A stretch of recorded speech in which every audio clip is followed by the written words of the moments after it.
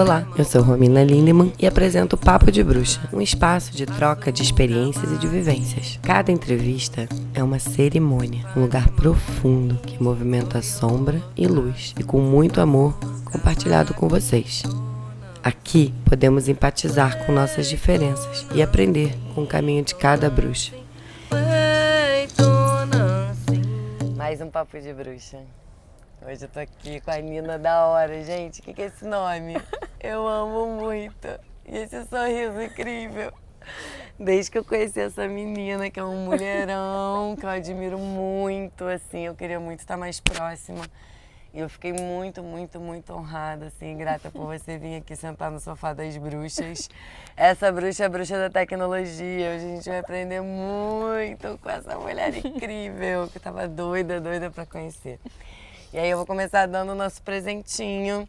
Eu fiz esse perfuminho, espero que você goste. Ele é de lavanda com patchouli.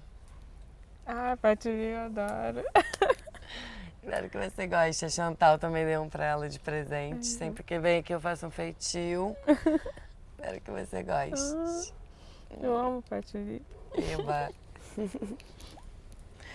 Então, me conta, Nina, e conta para essas pessoas. Da onde você veio, quantos anos você tem, tudo que você faz na tecnologia, que a gente quer saber tudo. Então, primeiro, obrigada pelo convite. E eu tenho que explicar que o Da Hora não é nome artístico. Não é, gente, é o nome dela. É o meu sobrenome mesmo. A galera demora a acreditar, mas assim, como às vezes eu fico séria, as pessoas, esse é o sobrenome. Eu sou carioca, mas eu sempre morei em Caxias, então eu me considero caxiense. Então, eu sou de Duque de Caxias e moro lá até hoje. Tenho 24 anos. Sei lá, eu posso resumir minha história porque eu tenho 5 mães. Então, fui criada basicamente por mulheres. O meu avô era a presença paterna que nós tínhamos, mas eu fui criada basicamente pela minha avó, minhas 3 tias e minha mãe. Então, eu gosto de iniciar falando porque muito de tudo que eu procuro fazer vem muito de todos os ensinamentos que eu tive em casa.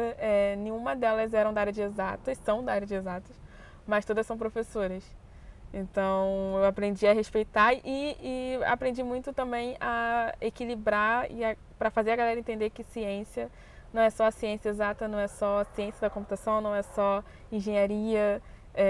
Ciência, ela abrange, até porque veio da filosofia, então abrange desde as ciências humanas até as ciências exatas. Então, como todas são das ciências, divide assim, entre ciências humanas e ciências biológicas, eu fui aprendendo a respeitar e a entender como equilibrar os dois lados.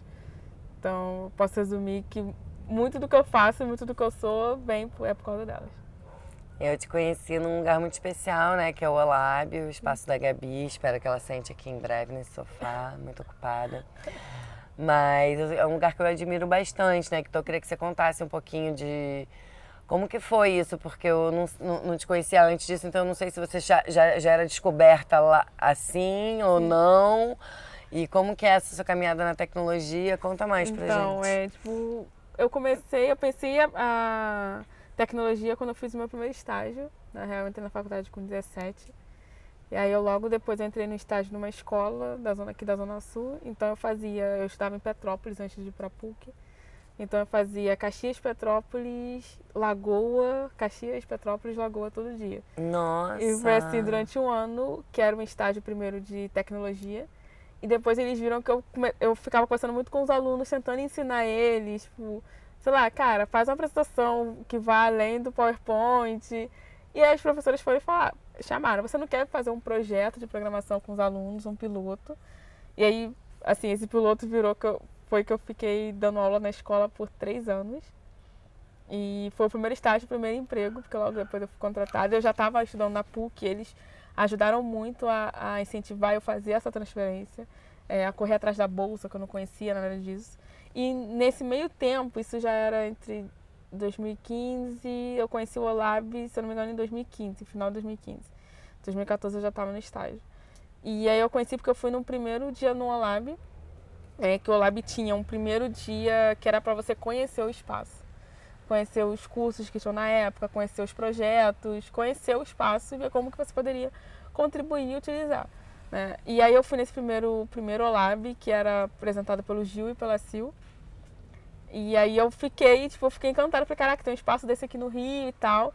E aí eu comecei a frequentar, logo depois eu fiz parte da equipe, então foi muito assim de entender que tinha um espaço aqui no Rio que promovia essas trocas, além do espaço que estava sendo criado na escola. Então é muito importante a galera perceber também que espaços de troca de conhecimento não é só a faculdade ou escola, não são só os lugares tradicionais. Então foi muito nisso. A questão de divulgar muito sobre contexto de computação eu já fazia nas redes sociais, mas não era algo direcionado, era muito mais focado em notícias. Então eu comentava, compartilhava notícias, e isso era no Twitter, isso era no Facebook. E aí depois eu fui, conforme foi ganhando essa experiência, tanto da escola quanto do Olab e outros projetos que eu fui participando assim na faculdade, eu fui entendendo como a linguagem muda para diferentes plataformas. E como as pessoas, como que, sei lá, você coloca numa sala um idoso, uma criança e um jovem adulto. E faz eles explicarem um para o outro o mesmo conceito. Você vê que a criança é intuitivo da criança. Ela vai querer explicar da melhor forma porque para ela vai virar uma competição. Ela está ali competindo com vocês. Quem explica melhor? Eu vou explicar melhor. E o idoso, ele já está naquela de tipo assim, não, já tem toda a sabedoria, não todos, mas a grande maioria, já tem, né, a sabedoria de, olha, meu filho, se você não entendeu agora, eu posso explicar de uma outra forma para você, toda a paciência. E o jovem adulto fica no meio disso, porque ele não tem tanta paciência para explicar várias vezes o mesmo conceito, também quer de alguma forma, entra numa competição com ele mesmo e o ambiente que ele está inserido. Então ele fica meio que no limbo. Eu escutei muito isso quando eu tinha 22 anos. Assim, você está numa fase que isso vai durar até os 25, então acho que tem mais um ano. Você está na fase do limbo. Tipo assim, o pessoal, como eu trabalhava com muita gente mais velha, fala assim, cara, é foda, né? Você está na fase do limbo. Eu falei, cara, que fase do limbo é essa? Tipo, olha, dos 21 aos 25 é aquela coisa que você é jovem demais para assumir responsabilidade, mas você também já é velho demais para não fazer as coisas. Eu ficava assim, cara, que merda, né? Que fase merda que eu tô. Mas assim, eu consegui conquistar várias coisas, mas toda vez eu penso na cabeça, falo assim, caraca, eu vou chegar aos 25, bom, vou sair da fase do limbo. Imagina, você vai começar o retorno de Saturno logo, logo. Então foi meio assim, os outros projetos que foram acontecendo, muito do encontro de pessoas mesmo. Importante isso, né? Um encontro de pessoas diferentes em espaços diferentes. Então, assim, eu não sou o tipo de pessoa que eu escolho muito bem onde eu vou, sei lá, me chamam para o evento num museu que é o Museu de História para falar sobre diversidade. E aí eu olho assim, cara, mas diversidade é uma pauta, mas é uma diversidade dentro da área de tecnologia, será que eu vou? Não. Eu sempre de experimentar e ver qual é o espaço, porque dali pode surgir outras conexões. E Sim. que bom que você viu isso logo, né, Nina? Porque eu acho que muitas pessoas percebem alguns espaços como não podendo ser delas também, né? Não querendo ocupar por algum motivo, algum julgamento, alguma restrição, alguma experiência de vida anterior que achou que ela não podia estar naquele espaço. E aí, eu trazendo isso porque eu tô super curiosa para você me contar uma coisa que eu quero muito saber como foi essa viagem lá com o pessoal da Apple lá, porque você assim, trouxe isso. E eu falei, cara, eu quero muito saber, porque deve ser difícil você estar ocupando um espaço onde você só tá você ali, né, no rolê. Porque ao mesmo tempo, quando você é a única mulher no meio de uns homens, a gente sabe como é a sensação. Né? E você é essa pessoa maravilhosa, com esse sorriso lindo, mas é real, né? Você é uma preta.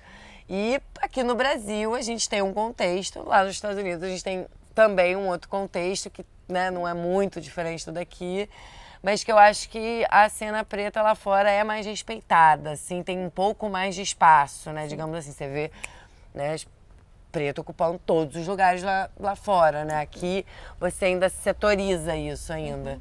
Me conta, cara, como foi isso. As pessoas ficam curiosas para saber se foi tranquilo, se aconteceu alguma coisa, assim. Primeiro que eu estava totalmente anestesiada, porque esse processo, né, assim, explicando o evento, é um dos maiores eventos de tecnologias e desenvolvimento, né, desenvolvimento para quem gosta de programar. E é feito pela Apple, mas aí vai todas as empresas, né? Eles só criaram o evento. E aí tem esse laboratório que é o Apple Developer Academy, que tem em algumas universidades do Brasil e na Indonésia e na Itália. Que é um programa deles, para eles, que eles formam alunos de universidade. Você tem que estar necessariamente em alguma universidade. Pode ser de qualquer curso. E aí você forma como desenvolvedor para aplicativos iOS, mas também como empreendedor. Você aprende, tem muita apresentação em inglês, então eram muitos desafios. Assim. A viagem foi quase o final de um desafio de 2 anos, que é a duração do projeto. Então lá você acaba apresentando muito todos os seus projetos, quase todos os seus projetos você apresenta em inglês para a galera da Apple. Então eu não falava muito bem inglês na época, assim. Eu tinha um listening e a escrita muito boa, porque aí foi com o YouTube, essas coisas assim que eu fui treinando desde os 15. Aí no meu primeiro estágio eu entrei, tipo, eu ganhava, sei lá, 700 reais. Na época era o Bolsa Família do estágio. E aí eu fui pagar o curso de inglês. Aí eu consegui pagar por 1 ano. Tipo, meu dinheiro era todo embora. Minha mãe falava assim, cara, você ganhou salário. Falei, mãe, mas eu entrei no estágio para pagar o curso de inglês. Aí depois de 1 ano, cara, não dava mais tempo, várias coisas. Eu fiz um acordo com a minha professora da época. Acabamos ficando amiga. Eu falei, professora, eu queria continuar fazendo a distância. A gente continuou fazendo a distância. Aí depois não deu também para continuar. Ela, maravilhosa, a Daiane, agora mora na Holanda. Mas mesmo assim, ela sempre pergunta, ela sempre corrige as minhas cartas, ela corrige tudo que eu escrevo em inglês. Então, tipo assim, ela ajudou muito nesse processo da viagem, porque ela corrigiu minhas cartas, porque são 3 cartas que você envia, e um projeto. Então, na época, eu estava no laboratório, a gente virou o feriado da Páscoa, que é um feriado grande, e esse feriado da Páscoa era aniversário da minha mãe, na época, dia 1º de abril, que era no domingo. Um monte de coisa, nossa. E a minha mãe tava assim, você não vai vir pra casa, porque eu virei e fui virando. A gente montou um mutirão no laboratório, todo mundo se ajudando. Era a primeira vez de todo mundo pra tentar esse evento. Eu falei assim, cara, quase, tipo assim, tinha muita gente no laboratório que já tinha feito a viagem fora e tal, conhecia. Eu nunca tinha viajado pra fora, tanto que eu não corri atrás de passaporte, eu não corri atrás de nada. Eu falei assim, cara, vai valer a experiência e tal. E aí no dia 1º de abril era o dia que enviava o projeto. Aí eu enviei e fui pra casa, então deu tempo de comemorar com a minha mãe e tal. E aí no dia 27 de abril era o resultado. E eu tava no laboratório. E aí foi saindo o resultado, a galera foi recebendo e-mail. Eu falei assim, cara, eu não vou abrir, porque com certeza eu não passei, eu não quero chorar aqui, vou deixar fazer em casa. Aí meus amigos, cara, abre essa merda, abre. Ana, para! Você tem várias coisas, se você escreveu tudo isso no laboratório, na carta e tal, cara, como assim? Não sei o que, abre agora. Ficou todo mundo tipo assim, abre. Caraca, fui sozinha assim, abrindo o celular. E aí eu vi, são 2 e-mails que eles enviam, né? Eu tentei a viagem com tudo pago. E aí eles enviaram o primeiro e-mail, que era o e-mail assim, seu projeto passou. Aí eu falei, caraca, eu fiquei feliz, saí pulando, pensei, vou fazer vaquinha, já tenho que pensar como é que eu vou colocar o texto do site, não sei o que. Aí meu professor virou e falou, inclusive foi aniversário dele ontem, o Ricardo, ele virou e falou, cara, olha e vê se você recebeu o segundo e-mail, que é o e-mail com tudo pago. E aí eu olhei e tinha esse e-mail logo em seguida, cara, eu comecei a chorar, mandei e-mail, gente, eu vou pra Califórnia, isso aqui é minha mãe.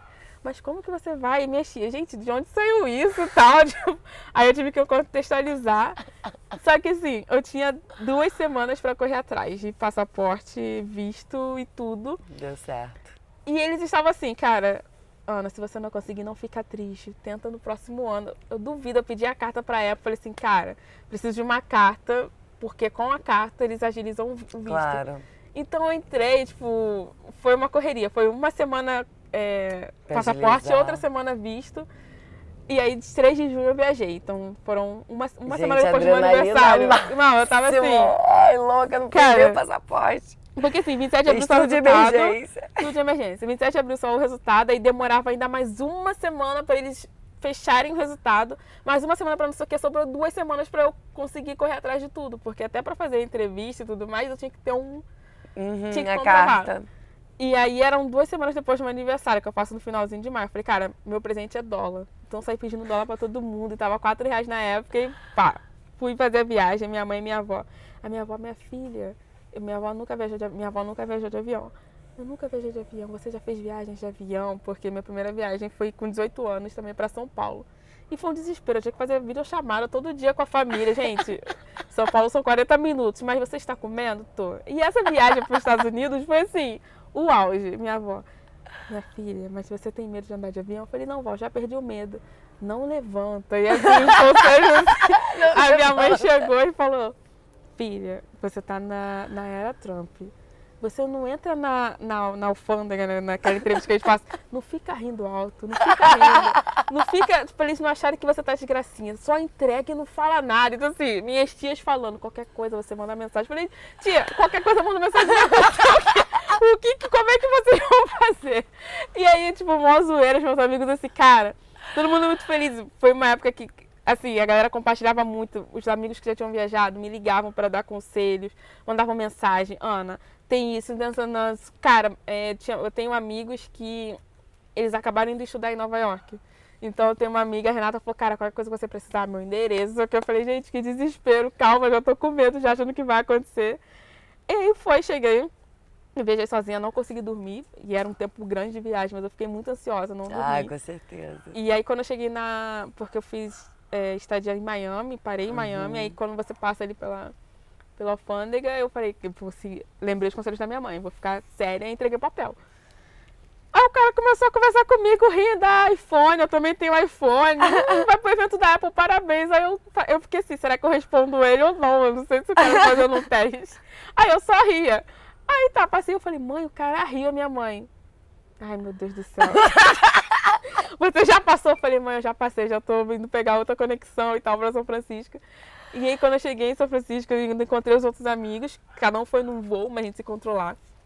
E aí foi assim, quando eu vi que eu tava no aeroporto, eu olhei o Tesla, tipo, é muito normal pra eles passarem uns carros, assim, absurdos. Eu ficava assim, cara, ninguém tá olhando, tirando foto do Tesla, eu vou tirar a foto, eu tirei. Assim, pra eles é tudo muito normal, tudo é muito... Aí a gente dividiu ali o carro pra ir pra universidade. O que eu gostei é que a gente ficou hospedado numa universidade e eu me senti naqueles filmes americanos, tipo assim, você estuda e mora na universidade, como é que é? Cara, é a mesma coisa que você morar no... Tipo assim, gente, ai, que ilusão que a gente fica dos filmes.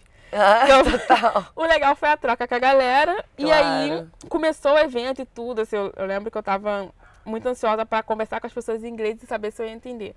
Então eu tava entendendo muito bem e ainda tinha umas coisas que eu ficava travada. E eu fui destravando ao longo do evento, que é uma semana. E aí teve uma foto que nós tiramos, que a gente acabou encontrando a galera dos outros academies, dos outros programas, e foi tirar uma foto geral. E aí essa foto eu mandei no grupo da família, e minha mãe falou, cara, você é a única negra que tá aí? Você tá bem? Aí eu falei, caraca, mãe, bizarro, que eu tô tão anestesiada com tudo. Aí eu comecei a olhar ao redor e falei, caraca, no programa que nós temos, desse programa que alunos fazem parte, eu era a única. A foto do Brasil também é a única. Eu falei assim, cara... Mas caraca, lá dos Estados Unidos também não tinha ninguém, nenhum menino nos Estados preto. Unidos tinha umas meninas assim, Aleatórias. mas era bizarro, era mas bizarro. assim, mulher quase não tinha, mas Quase não e tinha. homem também não tinha quase. Pra não ter ideia, homem quase não tinha. Mulher tinha algumas que elas fizeram entrevista comigo porque o projeto dela era de cabelo. Ela falou, olha, eu te vi passar, eu falei, gente, tem outra negra aqui. Ela falou, encontrei uma, sei lá, a gente formou um grupo de 5 e ficava conversando muito. E ela era americana. Isso. E aí ela falou, cara, eu tô fazendo um projeto de cabelo e eu tô assim, chocada que eu vim pro evento e quase não tem. E se não é repórter, se não é não sei o que, não é participante mesmo. E aí a galera até na faculdade depois a gente debateu isso sobre diversidade, de entrar mais gente, pessoas negras e mulheres negras no programa. Então esse ano tá mais diverso. A gente ajudou no processo seletivo e tudo do programa pra estar gente, tipo, ela mais arrasa diverso muito. no laboratório. Tá dando consultoria pra Apple, assim, meu filho. Não é qualquer coisa que senta aqui, não. É show da mulher muito foda. Não, foi muito. Que irado, cara, eu não sei como ele. Porque eu rio muito, deve ser isso. Tipo, eu falo mais verdade, fica assim, kkk. Eu rio. Você muito. precisa ter mais negros na sua equipe. Então, sei lá, talvez aí a pessoa fica, é verdade e tal. Você bota a pessoa sem graça de um jeito engraçado. Exato. Eu acho que maravilhoso. Deixa a pessoa envergonhada e fala assim, caraca, que pesado. Mas assim, foi bem maneiro. Fora o evento em si e tipo, conhecer os engenheiros da Apple e tal. E visitar os espaços, sabe? Quando eu cheguei no Google, eu falei assim, caraca, e foi uma engenheira negra do Google que fez a tour comigo. Porque eu falei com uma amiga, que é a Nath até mudou, tá em outra empresa agora. E a Nath, tipo assim, em um segundo ela falou, amanhã tal hora, você seja pontual, porque a galera é pontual, não sei o quê. Aí eu conheci uma das engenheiras que cuidava na época da parte do Google Chrome, do Google, com o Swift, e eles têm um grupo de negros, negros dentro do Google como um todo. Então eles pegam assim, grupos do Brasil, grupos dos Estados Unidos e cada Google da Itália. E aí eu conheci ela, que foi muito maneiro, toda a visita que ela fez, ela falou que tinha vagas abertas e tudo mais. Eu falei, pô, maneiro. Aí teve essa do Google, teve da HP também, que foi contato aqui do Brasil, que eu falei, gente, eu queria visitar o HP. Aí, tipo, foram e liberaram, o cara foi lá, a gente visitou. Mas acho que a melhor visita de todas, não menosprezando nenhuma, foi estar em Stanford, porque eu gosto demais. do É espaço linda, a universidade. universidade é linda. E eu tinha estudado muita coisa de robótica vindo da universidade. Então, de repente, eu estava ali. Então, tem uma foto que eu tirei no centro de computação deles, que é que o Bill Gates doou e faz uma doação pro instituto. Sei lá, eu tava chorando na beça e meu amigo falou, cara, você precisa parar de chorar pra poder a gente tirar a foto. Aí eu fui, tirei a foto, voltei e falei, cara, que bizarro. Coisa mais linda você. Acordei, sei lá, no dia você tava em Stanford, então foi... Então não deu pra visitar MIT porque, sei lá, é do outro lado, né? A gente olha no Google Maps e acha, tudo perto. Não, é muito longe, aqui no muito Brasil, longe. muito grande. Sim, mas a viagem assim, em si foi muito importante. Mas é aquela coisa, não sei, às vezes é bizarro você viver em dois mundos, assim, de conquistas, oportunidades desse tamanho, mas aí você também eu vivo uma outra realidade, eu vivo duas realidades todo dia, sei lá. Como que essa galera que vende coisa no trem, que tem a mesma idade que eu, as pessoas que eu encontro, os amigos que eu encontro que não tiveram essa oportunidade, não ter essa oportunidade, vão ter essa oportunidade. Então você entra meio que numa crise existencial, assim, de caraca, eu tô conquistando isso, mas peraí, como é que eu faço para ajudar outras pessoas a conquistarem isso? Então, esses projetos, aí vem muito dos projetos que eu participo, eu falo, gente, os projetos que eu crio são projetos que eu acho que tem que existir. Não quero que isso seja um negócio. Eles têm que existir e eles vão existir independente de mim, mas alguém tem que dar o início. Meu negócio, eu sou cientista, então eu vou ganhar dinheiro com ciência, eu vou ganhar dinheiro com tecnologia, eu estou me formando para isso. Mas é complicado você conseguir inspirar as pessoas em meio a tanta burocracia e tantos obstáculos, porque cada um tem um obstáculo diferente. Sabe, meu obstáculo de segurança e a logística de tudo na minha vida é tudo sempre muito longe. Então eu passo... Sim. E segurança é bizarro, porque assim, já sai muito cedo, dependendo do lugar que passa, ter que parar e tudo mais. Sim. Mas aí cada um tem um obstáculo. Tem amigos que o obstáculo não é, além de ser a segurança e a distância, é ele mesmo saber ou entender que ele pertence àquele lugar também. Então Até uma coisa de autoestima e também Sim. tem a ver com você reconhecer que você é capaz, né, de estar ocupando esse lugar, né, também. Sim. Não só pessoas brancas, que é o normal de estar. A gente não quer mais essa normose, ninguém aguenta mais, é um saco. Sim, não tem mais paciência. Você vê assim, você já entra numa sala de alguma aula de computação e tu fica, cara, de novo isso. Eu falo, semestre passado eu tinha aulas que quase todos os meninos eram brancos. E eram homens, então eu ficava assim. Você é a única mulher preta ali no meio de um monte de cara. É super complicado, né? Assim, eu vi uns filmes. E aí teve um filme que eu vi que chama On the Basis of Sex. Se você puder ver, é muito legal, mas é dessa mina dos Estados Unidos. Ela, enfim, ela mudou toda a lei e tinha uma pilha, assim, ó, de trabalhos americanos que já eram trabalhos onde a mulher era proibida trabalhar. Ela desfez essa parada, mas o interessante é que elas, quando elas estavam na faculdade, isso foi depois, né? Antes, quando elas estavam na faculdade, eram 3 meninas e um cara preto. Uhum. E aí eles ficavam juntos, de uma certa forma, porque os caras, assim, lá em Harvard, eles esculachavam, eles não queriam saber, entendeu? Não tinha banheiro feminino, né? Então a gente vê que teve um avanço, mas ainda existe muito para se caminhar, né? E que bom que pessoas como você, assim, estão podendo trazer essa inspiração para outras pessoas poderem caminhar nesse lugar, né? E se as pessoas quiserem ser programadoras, o que elas precisam fazer, Nina? Cara, primeiro precisa perder o medo e parar de achar que programador é aquele cara, sei lá, gordo, branco, de barba, óculos, assim, não sendo preconceituária de forma alguma, mas é o estereótipo que todo mundo acha que o programador é. E que ele não fala com ninguém. Olha, ele é uma pessoa tímida que não fala com ninguém. Não... Eu lembro que no meu primeiro período os professores falavam: tem certeza que você quer fazer computação? Você fala muito. Eu falei assim, mas o que tem a ver eu falar muito com querer fazer computação? Tipo, não tem nada a ver. Quem faz comunicação não é porque fala muito, sabe? Sei lá. Cada ideia, né? As pessoas tipo, são muito sem noção. Mas assim, o programa primeiro é tirar essa ideia de que o programador é isso, né? E pensar que a programação em si é algo que já faz parte do nosso dia a dia. Na verdade, não a programação, mas o algoritmo. Porque a todo momento você está criando, dividindo problemas em etapas, você está a todo momento resolvendo problemas. E para você resolver problemas, você precisa de estratégia para resolver problema. Então, o algoritmo, o pensamento computacional já está com a gente. O pensamento computacional é a metodologia, a estratégia que você usa. E o algoritmo é o que você faz para resolver o problema. Então, isso está a todo momento com a gente. Então, precisamos voltar alguns séculos atrás, quando os cientistas, até vindo do continente africano, eles traziam essa ideia de que o estudo que a gente faz das ciências é muito também do nosso dia a dia, é muito cultural. Então, em que momento da vida que separaram e dizem que ciência da computação, engenharia e tudo mais é algo sempre matemática, racional, física, química, não tem nenhum estímulo cultural, não tem nenhum estímulo de línguas. Então, assim, que momento que isso se separou? Porque não é uma verdade. Então, existiram aí momentos da nossa história que isso acabou se separando. Então, primeiro é entender isso, e a gente entende isso quando a gente estuda um pouco sobre a história da computação, e entende que ela veio da engenharia elétrica, ela vem da filosofia. Então você vai subindo, na verdade vai descendo um pouco para a base, para entender antes de você chegar e sentar no computador e de fato fazer.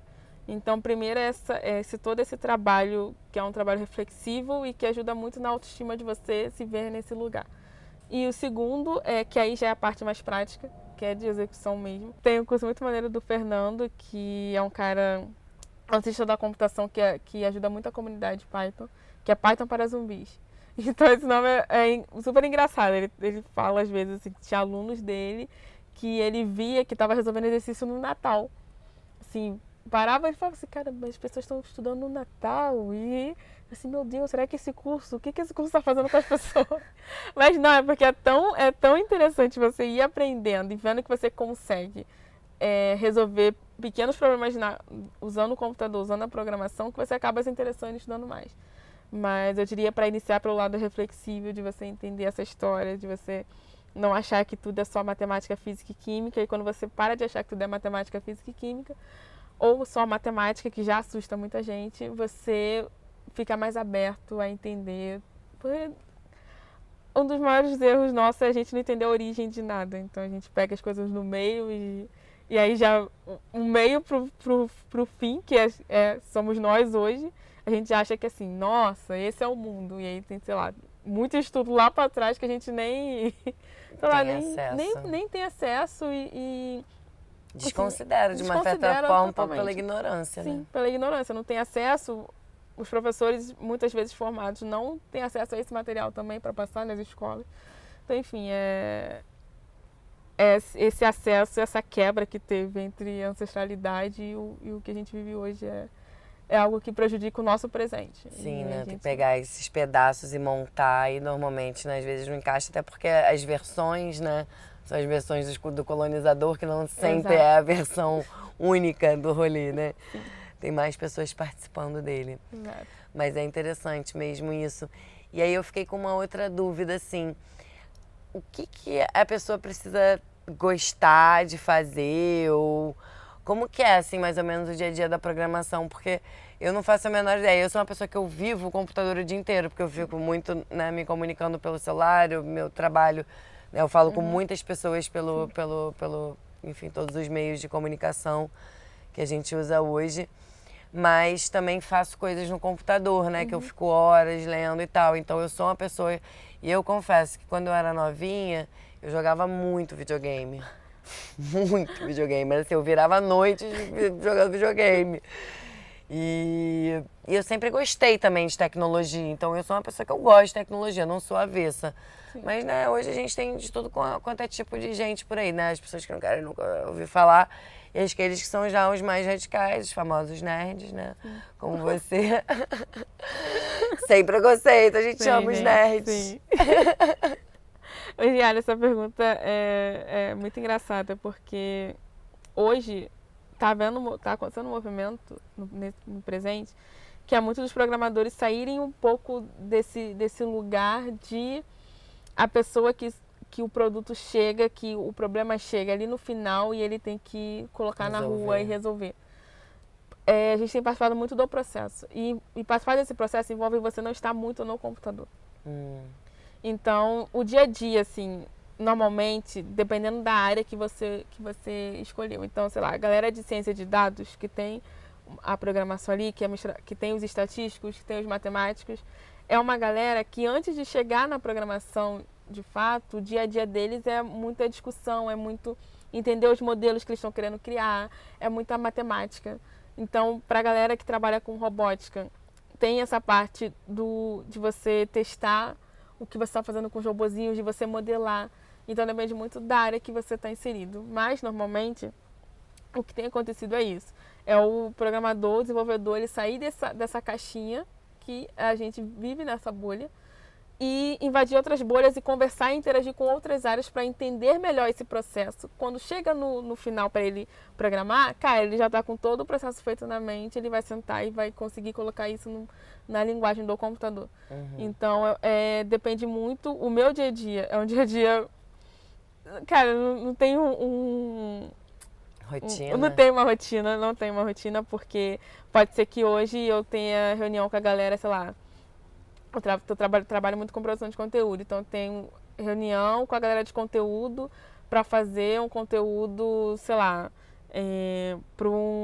para Casas Bahia. Tipo, tem nada a ver com tecnologia, mas todo o caminho, essa parte da tecnologia criativa, de você entender o que é viável, o que não é viável, dentro da criatividade da galera. Isso já é uma outra coisa, né? Programação é uma coisa e tecnologia criativa é outra. Que eu aprendi hoje com ela, cara, porque eu nunca nem tinha ouvido falar. Economia criativa é mais a minha área, né?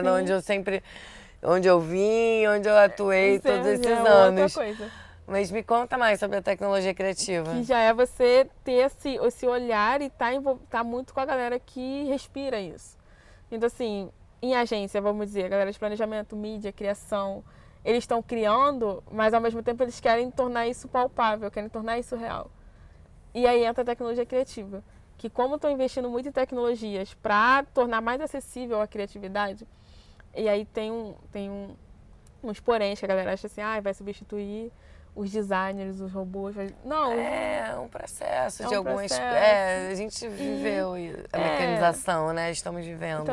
E o designer é a uma das profissões que está mais longe de ser substituído por robô. Muito difícil, porque até para você pegar o briefing, né, cara, é uma coisa super complexa. Exatamente. A pessoa tirar da cabeça, às vezes eu tô falando com o Plínio, eu faço isso. Plínio, que é um negócio que eu tô vendo na minha cabeça, mais ou menos assim, mas eu não sei direito se eu sei explicar. Então imagina isso para uma máquina. A máquina Exato. faz tudo que a gente manda. E aí entra machine learning, inteligência artificial. Gente, são todos algoritmos que são criados por pessoas. Então, para um algoritmo igual teve, que conseguiu fazer uma pintura genial no Excel, ou algo do tipo, mas ele aprendeu muito sobre as cores, aprendeu muito como mexer em cada quadradinho. Isso ao mesmo tempo que os pintores, os designers levam para obter o conhecimento. E mesmo assim, a técnica de cada um é muito única. Os ilustradores têm técnicas muito únicas. Então, o próprio traço, né? O próprio traço. Então, esse tipo de coisa não vai ser substituído. Né? Mas talvez as ferramentas para que eles possam pintar melhor, pintar mais, criar coisas acelerar diferentes. Um processo de criatividade, de, sei lá, com uma base de dados, palavras-chave, acelerar esse processo dele ter que pensar. E ter pessoas como eu também, por exemplo, que usam aplicativos como Canvas, que não sou designer, mas se eu preciso, uso, porque também não posso ficar pagando um designer o tempo todo para fazer um flyer que eu posso eu mesma fazer, porque gosto de tecnologia. Isso não é para todo mundo, mas para pessoas como eu que gostam de tecnologia, isso serve. Então eu acho muito legal essa... É um pouco que a gente fala dentro da economia criativa, que é essa acessibilidade, né? dentro da economia, né? Sim. Porque é importante que todos possam participar disso, né? Sim. E tá acessível, que legal isso. Tô adorando saber dessa tecnologia criativa. Não, e isso é bom porque a gente é criado achando que nós vamos nos formar em tal curso e a gente vai seguir tal coisa e vai... É como se fosse um caminho já traçado, saca? Aí a gente sai da escola, a gente nem sai da faculdade. Saindo da escola já tá tudo tumultuado. Aí você sai da faculdade tudo tipo, não tem emprego na área que o meu diploma colocou.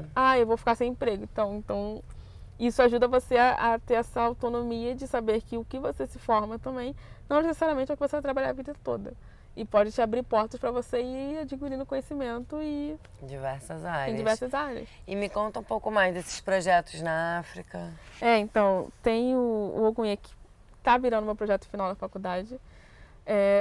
Isso é uma coisa boa. Quando você você participa de muita coisa ao longo da faculdade, você já escolhe um projeto final e respira e fala assim, eu só vou colocar nos moldes e tal, porque você já passa por testes.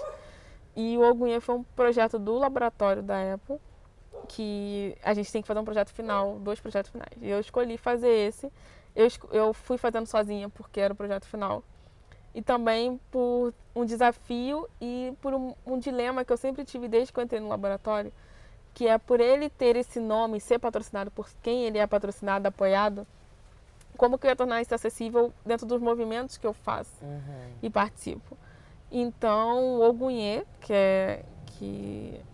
Ogunhê é a saudação para o orixá Ogum e Ogum é o orixá da tecnologia, junto com a Xaguiã. Então, no continente africano, quando você fala de tecnologia, quando você estuda ciência, você não estuda a ciência somente a ciência, você estuda a filosofia por trás dela, você estuda culturalmente onde ela está inserida. E as pessoas, é muito importante o idioma, a comunidade que o cientista que criou tal conceito está inserido, porque tudo isso faz uma ligação no final para você entender o conceito.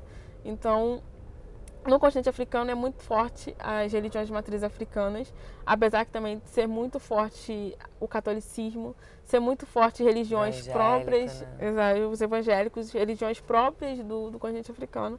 Mas eu comecei essa pesquisa que, assim, abriu muito a mente. E o primeiro país que eu escolhi representar, porque é um app e um site. Mas aí para construir é um app de narrativa. Então eu precisava de uma ilustradora, que aí a ilustradora parceira do projeto é a Tainara Cabral, que tipo, acho que todo mundo deveria seguir ela. Que é uma ilustradora que tem todo esse... E tinha uma coisa, precisava ser ilustradores que entendessem a importância desse projeto. E tivessem um olhar, um cuidado com a construção dos personagens. Então a Tainara, ela vem do movimento negro também, ela tem todo esse cuidado, as ilustrações delas trazem um contexto e um peso, que é algo que acontece muito com a gente quando a gente cria personagens, seja na ficção, super-heróis e tal. A gente sempre está lembrando de algum filósofo, algum cientista, alguma personalidade do movimento negro que foi importante. E você quer representar a história dele na ficção ou de qualquer outra forma. Que lindo isso, esse seu projeto. A Tainara ajuda e ela fez as ilustrações dos cientistas, porque eu escolhi 10 cientistas de cada país, então tá ligado a cada país do continente africano, é importante, né? O continente africano não é a África do Sul, então assim, nossa, eu ia entrevistar as pessoas não, porque a África do Sul é muito importante, todos os países que tem na África do Sul, aí eu tinha que cortar e falar assim, cara, eu preciso te falar aqui, porque não tinha como eu usar o material que as pessoas explicar rapidinho aqui, mas aí os cientistas, esses 10 cientistas, e o primeiro que eu escolhi veio do continente da Etiópia. E eu escolhi da Etiópia porque a Etiópia é um dos poucos países que não foi colonizado, então eles têm um dialeto próprio deles. Em cada comunidade tem muitos dialetos diferentes. Legal. E a Etiópia é um país muito rico em produção de conteúdo científico na área da física. Olha. Tanto que o Mulugeta Bekele, o cientista, ele é um cientista vivo e é um cientista que lutou muito pela democracia da educação no país. Maneiro. E eu escolhi a Etiópia porque a Etiópia ela é retratada pra gente aqui do outro lado do mundo como um país que é pobre, as crianças estão com AIDS, e aí tem aquela música triste, e você liga para doar, então a Etiópia não tem nada. Então, assim, vamos mostrar um outro lado da Etiópia. Então, o projeto é para você conhecer também o país e o cientista e conhecer a história do cientista ali dentro dele. Então, é um mini-jogo. Assim, tá dando bastante trabalho, mas ao mesmo tempo, assim, é muito bom cada etapa que eu consigo avançar do projeto. Ai, que lindo. Porque ele é um projeto que vai ficar. E aí vai ser aberto, as pessoas vão continuar produzindo eles. Depois que eu entregar o TCC, ele vai ficar, a galera vai botar como Sim, tem um ponto nome, CC, né? Isso, e aí a galera pode abrir ali e ver o que pode reutilizar, mexer no código e tal. Perfeito. É um trabalho difícil, mas tem sido bem maneiro, porque é muito do resgate da minha história também. Então, eu falo assim, caraca, o Gunhê, eu posso usar esse nome do Pode? Falei com as pessoas, eu falei assim, gente, com os mais velhos, eu falei assim, não, calma, pode, porque não é um projeto, não, você não também tá usando um projeto como para ganhar. De resgate de Exato, cultura de resgate também, de cultura. né? De apoio Exato. à cultura para que as pessoas conheçam essas histórias dessas pessoas, desses países, outras narrativas. Né? A gente teve a entrevista que foi a primeira que eu lancei aqui com a Sandra, ela é uma PhD, né? Ela é doutora indígena. E ela falou o tempo inteiro, né, sobre a narrativa e como é importante você trazer isso, Nina, da narrativa do teu povo, da tua galera, da tua visão. Porque é isso, cara, o povo branco não vê que existe um ou outro jeito de ver e de experimentar o mundo. Exato. Né, cara? E assim, eu tô adorando, eu tô lendo o livro da Angela Davis, assim, eu tô amando, assim, ver, né, tudo que ela traz e realmente poder conectar, entender mais profundamente o que vocês vivem que não é o que eu vivo e já, pô, acho que ter consciência e reconhecer é o primeiro passo, porque a gente vive numa negação, não, isso não existe, não, preconceito eu não sou, né, não tem. E a gente, cara, tem, cara, vamos trabalhar ali, tá tudo bem, né, assim, não tem problema, errar, né, a gente tá aqui pra isso. Mas vamos tentar acertar mesmo, né, e fazer as coisas melhores, né, do que a gente tá fazendo.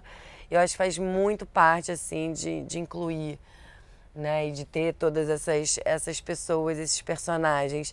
Que bom que vocês estão fazendo uma história linda, cara. Você é muito maravilhosa, Nina. Ai, cara, eu tô apaixonada de novo.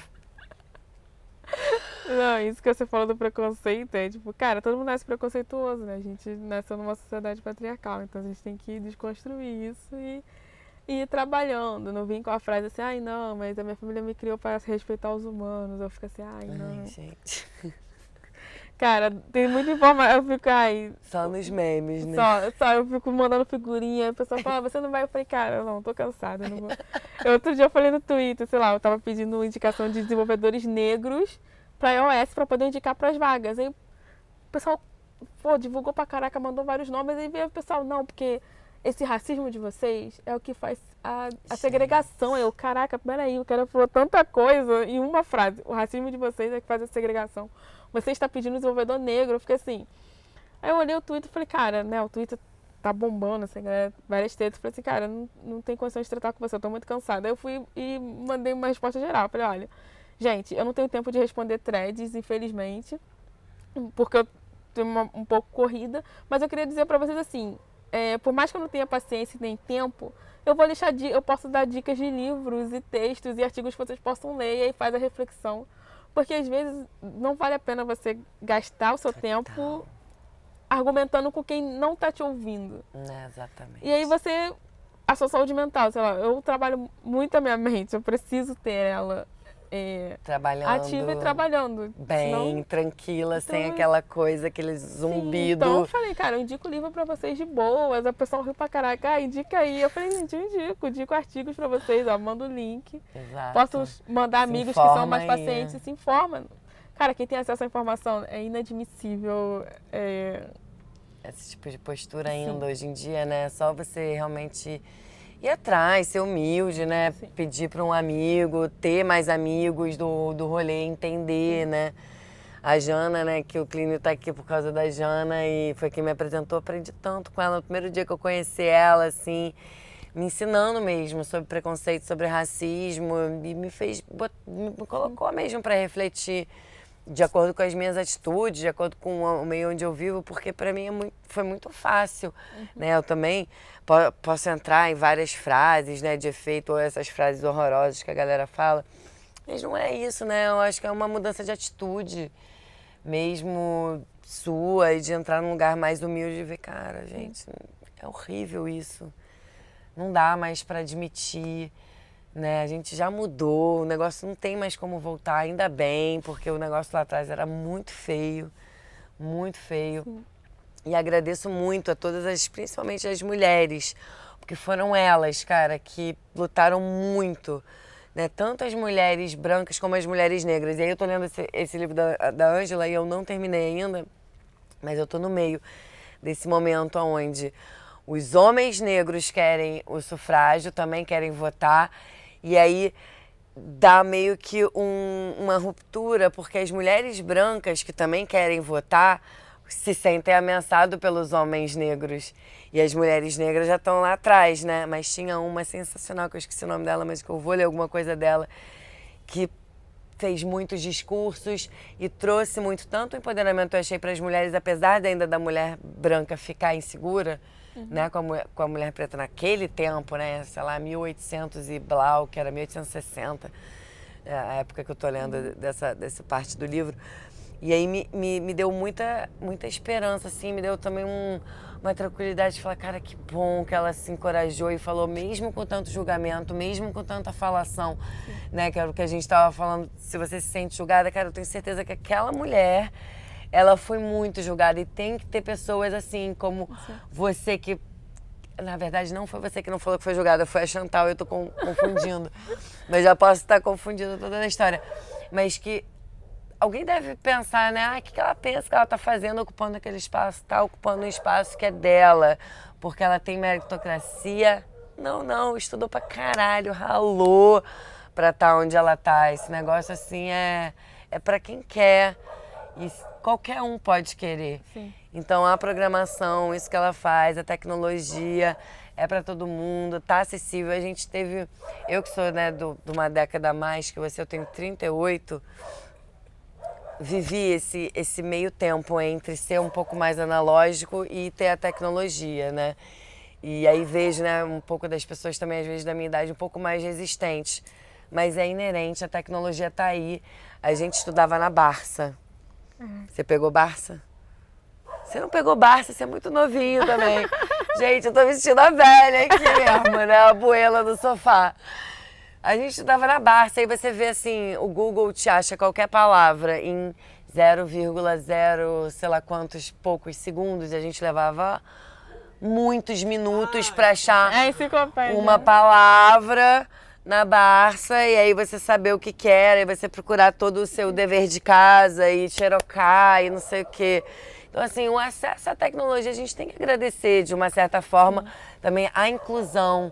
Eu acho que a tecnologia, ela promoveu a inclusão, que promoveu a economia compartilhada, que promoveu várias coisas que hoje a gente está podendo experienciar e viver, que não era possível mesmo. E eu acho que a tecnologia também traz a confiança, né? Então a gente experiencia nesses apps, assim, nesses outras formas, né, que a tecnologia está dando hoje pra gente, também essa coisa da confiança e poder usar ela de várias formas, né? E daqui a pouco não é nem fica esse bicho de 7 cabeças, mas assim como uma ferramenta, né? Entender que isso é uma ferramenta. E aí eu queria te perguntar também mais uma coisa, assim. Qual que é seu sonho, Nina? Cara, porque você tem tanto projeto lindo, acho que você já vive muitos sonhos, na verdade, coisas que você nem imaginou viver na sua vida. Eu acho que todos nós, ainda bem que somos assim, mas você tem com certeza uma parada aí muito linda, cara, pra compartilhar. É tipo isso que você falou da inclusão e da tecnologia, porque eu tenho que sair todo dia de Caxias pra fazer qualquer coisa maneira, e não porque Caxias não tem coisa maneira, porque a gente não vive nessa sociedade que as coisas são construídas fora de certos lugares e certas comunidades. E o que eu percebo quando a tecnologia chega em lugares periféricos, comunidade favela, seja lá como que a gente coloca, eu gosto de chamar de favela, mas tem gente, né? Então vamos colocar as três, favela também. Mas tem gente que não gosta mesmo. Que quando você coloca a tecnologia ou qualquer um desses acessos maneiros que tem, a primeira coisa que as pessoas fazem é compartilhar entre eles. A primeira coisa que a gente faz é compartilhar o que a gente está tendo ali, compartilhar na internet, senha do Netflix, são coisas, detalhes, mas simples, mas está sempre compartilhando alguma coisa. E a economia compartilhada, e você vê como você economiza também assim, e todo mundo pode ter conhecimento. E todo mundo pode ter conhecimento. Então, assim, tem mais de 40% da população do Brasil não tem acesso à internet. E tem muita gente no Nordeste, por exemplo, que não tem acesso à internet cabeada e tem acesso só à internet móvel. Uhum. E aí eles fazem essa troca de empresta para um amigo para estudar e isso acontece. Então, vivendo essas realidades, eu quero que as próximas gerações, quando eu tiver mais velhas, eu já me sinto velha, mas quando eu tiver um pouco mais, as próximas gerações, elas se sintam confortáveis e tenham recurso e acesso para estudar perto de onde elas moram, para elas construírem esse habitat, essa comunidade, e não para não sair de perto e conhecer outros lugares, não, conhecer outros lugares, mas fortalecer quem está ali com elas. Então, transformar o seu próprio lugar, sim, né? De uma certa forma, retornar para sua comunidade. Exato, alguma coisa ali melhor. O Emicida canta isso direto nas músicas dele. Então, eu quero ter um instituto de ciência em Caxias. Então, tipo, sim, aí isso vai ter financiamento, vai ter dinheiro, vai. Mas a galera vai poder estar estudando ciência ali dentro, em Caxias. Então, não vai pegar um trânsito de 2, 3 horas, não, sim, vai fazer esse rolê todo. Vai estar ali e isso faz com que pense que a economia dali pode mudar, porque a economia de Caxias é muito rica, né? O comércio é muito rico, mas pode mudar também para uma economia científica, para uma galera científica ali. Eu fui no Museu de Caxias semana passada, que muita gente não sabe que tem, que está tendo uma exposição muito maneira, que é física e os esportes.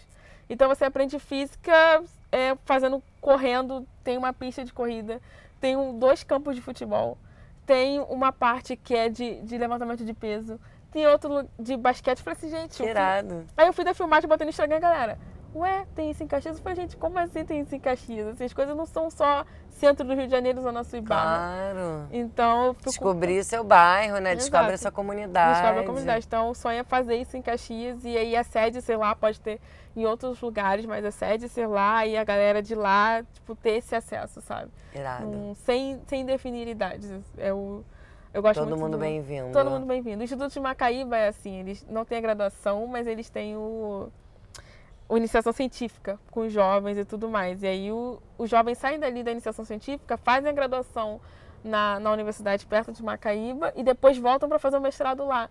E eles incentivam os jovens a fazer coisas ali no entorno, que eles fazem muitos projetos, e eles incentivam os jovens a estudarem fora. Então, assim, dá para você incentivar tudo isso sem necessariamente você fazer uma universidade em lugar longe ou etc, Total. etc. Então, tecnologia também tá aí para isso, exato, né, Nina? Cara, você vai com certeza conseguir realizar esse sonho. Patrocinadores já ouviram aí, galera, vamos investir no sonho da Nina porque é quente. E também replicar, provavelmente, esse modelo para outros lugares, né, Nina? Porque tudo vai ser Creative Commons, para todo mundo poder copiar. Porque é isso, o conhecimento tem que ser livre, né? Sim, eu me lembro que eu entrei numa grande mineradora quando eu era novinha, assim, tinha a tua idade, eu passei para trainee. E aí, logo que eu passei, eu ainda tinha aquela sensação, porque ainda era um pouco... Já tinha a internet, já rolava, mas ainda estava, assim, muito no auge, assim, né, em 2005. E tinha essa coisa de informação é poder, né? E se entende bem hoje isso, né? Realmente é um poder ter informação e se informar, e se instruir, estudar, né? E que leva realmente aonde a gente quiser, além das pernas, que elas são muito importantes da gente cultivar, senão, né, fica um pouco mais complicado, mas também já temos acessibilidade em muitos lugares, inclusive também na tecnologia, né? Muito importante isso hoje, mas cuidar, né? Pra gente chegar nesses lugares juntos e poder realizar muitos, muitos sonhos, Nina. Sim, porque, cara, é geração, né? A gente vive, vai, eu não acredito que você morra completamente, então eu acredito em outras vidas. Então, mas aí a gente precisa deixar as coisas direito aqui, né? Não pode...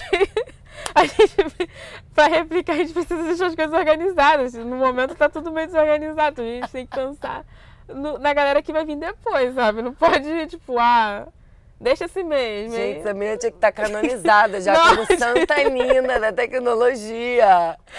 Ela só fala assim, gente, preciosidades e verdades. Sigam essa pessoa. Nina da hora, gente. É sério, ela é muito da hora. Muito. Cara, eu tô muito, muito, muito, muito, muito, muito agradecida por você ter vindo aqui, cara. Você é muito maravilhosa. E espero, assim, no meu coração que a gente possa cada vez mais inspirar pessoas a ocuparem o lugar que elas quiserem, serem o que elas quiserem, porque a gente pode ser o que a gente quiser todos os dias. Não é verdade? Sim. Sim. Foi mais um Papo de Bruxa. Até o próximo.